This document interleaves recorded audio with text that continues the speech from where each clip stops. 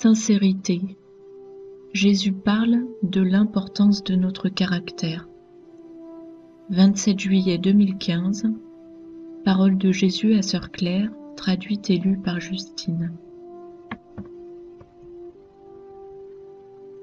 Ce matin, le Seigneur avait un message pour nous sur la sincérité. J'ai été chercher le mot, la qualité d'être libre de prétention, de tromperie ou d'hypocrisie.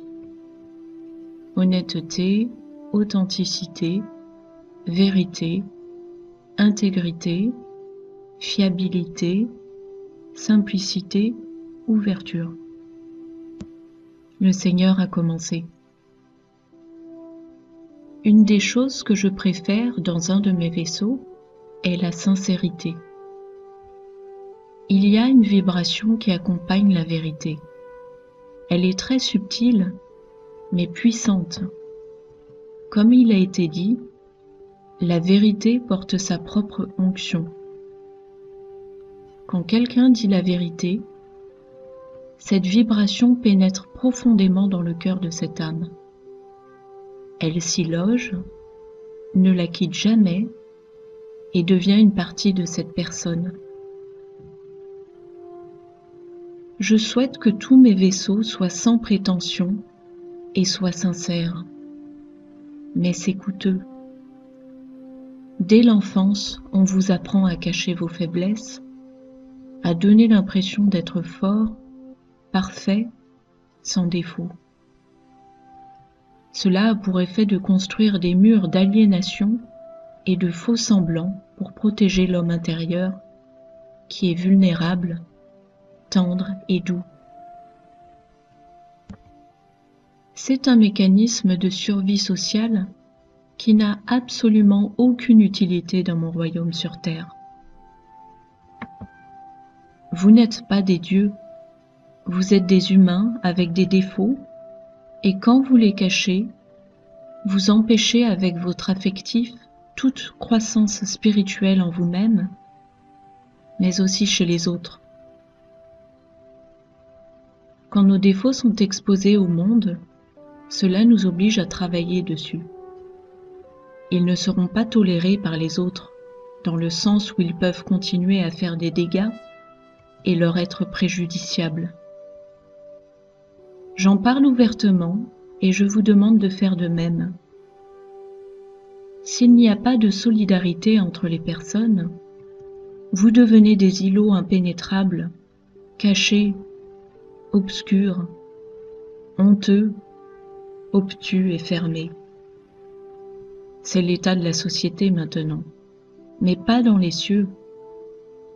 Au paradis, toutes les pensées sont ouvertes et visibles de tous, parce que la compassion abonde et la charité se précipite pour réconforter ceux qui en manquent. Mais, Seigneur, je croyais qu'au paradis nous n'avions pas de défauts. Ah non. Au paradis, vous continuerez d'avoir des domaines dans lesquels vous avez besoin de grandir en profondeur et en compréhension. Ce qui vous sera enlevé, ce sont les péchés.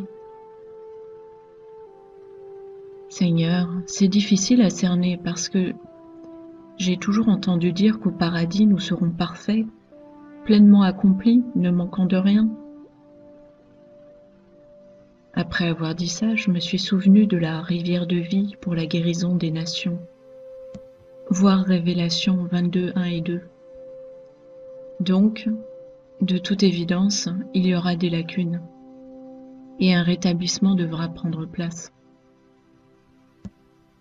Ma chérie, au paradis, toute la connaissance sera à votre disposition au moment même où vous la questionnez. Mais la sagesse est une qualité qui s'acquiert. Il faut du temps et de l'expérience pour la cultiver. Et la sagesse manque grandement sur cette terre. Chaque âme est capable d'infiniment plus de compréhension et d'amour. Mais ces domaines doivent être ouverts couche après couche par l'investigation. L'investigation a lieu lorsque l'âme développe une faim pour quelque chose. Et dans les cieux, cela a toujours à voir avec l'amour et la guérison. Au paradis, tout est fait par motif d'amour.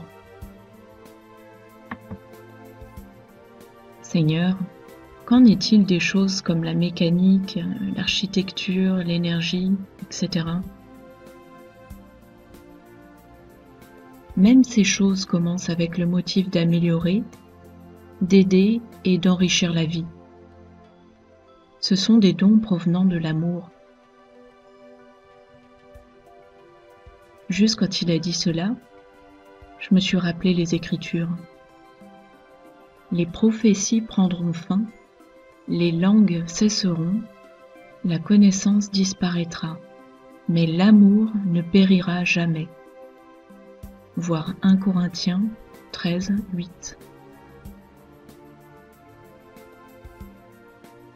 L'amour est la particule précieuse. Toutes les autres choses sont subordonnées à l'amour. Le motif et la subsistance des cieux, c'est l'amour.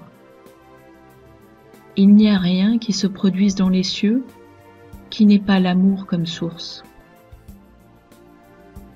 C'est aussi la particule que les scientifiques essaient d'isoler et de capturer. À eux, je dis, l'amour ne peut pas être capturé, parce que l'amour est de Dieu, et Dieu ne peut pas être capturé. Vous perdez votre temps. Je l'ai ainsi conçu, parce que dès le début, je savais que le libre arbitre serait corrompu par les hommes, et qu'il finirait par tomber là-dessus. Revenons à la sincérité, la transparence et la vulnérabilité.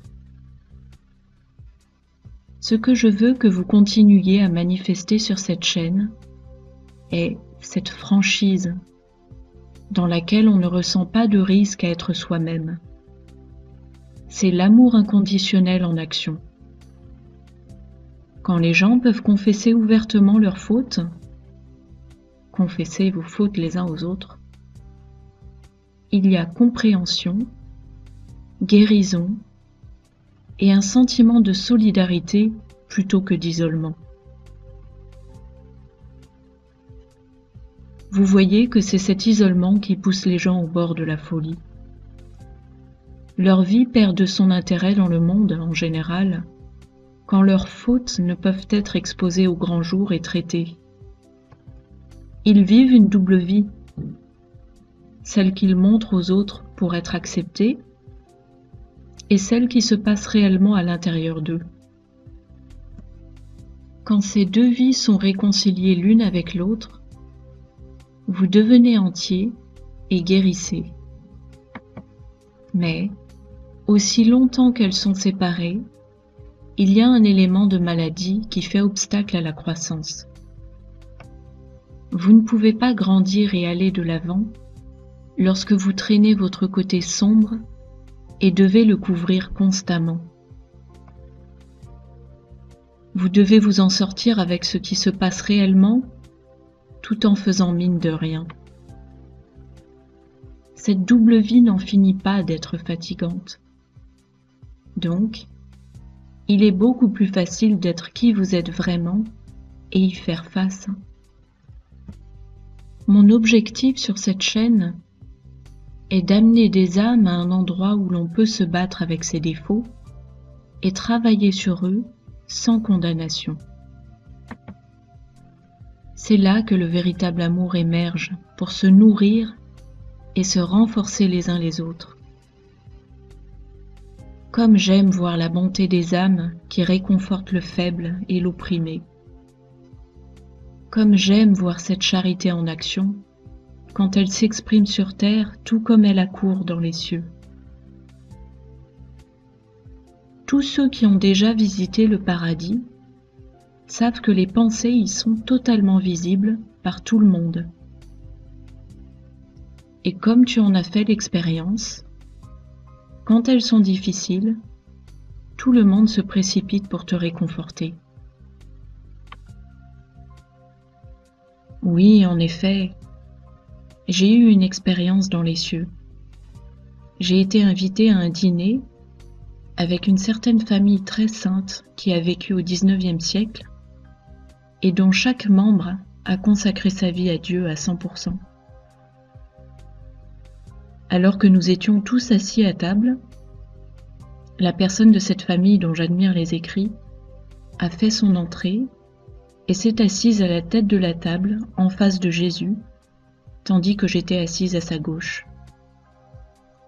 Cela m'a rendue jalouse. Tout le monde à la table s'est alors arrêté de manger. Celle dont j'étais jalouse s'est levée et est venue me serrer dans ses bras, tandis que les autres cherchaient à me réconforter en disant qu'ils avaient tous éprouvé de la jalousie au cours de leur vie terrestre, mais qu'au paradis, ce genre de sentiment n'existera plus. Le Seigneur a continué. Oui, exactement. C'est précisément ce dont je parle. La jalousie est une émotion extrêmement laide et elle est la racine de beaucoup de péchés. Personne ne veut être jaloux. Mais plutôt que de te condamner pour ces sentiments négatifs, ils se sont tous précipités pour te réconforter et confesser leur propre lutte avec ce péché. Vous voyez, il n'y aurait pas de maladie sur cette terre si tous vous confessiez vos fautes les uns aux autres et receviez une prière de guérison. C'est ainsi que j'ai conçu la vie sur terre. Mais, à cause de l'ego, de l'orgueil et de l'avidité, les gens ont dissimulé leurs fautes et ont mené une vie secrète de péché. Voilà ce que je cherche à vous dire, mes très chers. Si vous voulez faire partie de l'enlèvement, vous ne pouvez pas avoir une vie secrète de péché. Vous devez être ouverts et sincères les uns avec les autres et prier pour obtenir de l'aide. Tant que vous cherchez activement à changer, je prévois de vous enlever. Que vous ayez conquis la faute complètement ou pas, votre engagement à changer est là. Mais pour ceux d'entre vous qui nourrissaient une vie secrète de péché et paraissaient purs de l'extérieur, je vous laisserai derrière de façon à ce que vous soyez purifiés. Pour ceux d'entre vous qui ont lutté avec des imbroglios dans le péché, les chaînes se briseront soudainement et vous volerez librement vers moi.